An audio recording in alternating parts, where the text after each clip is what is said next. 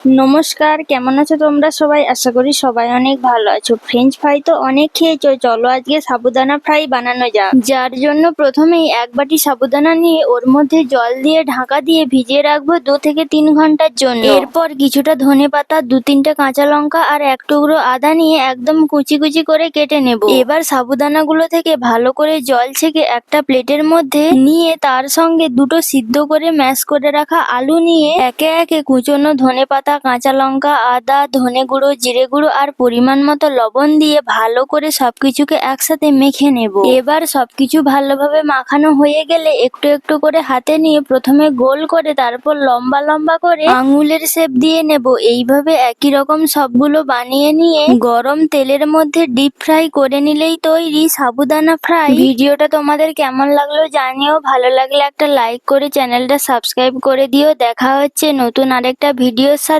সবাই ভালো থেকো, সুস্থ থেকো, টাটা।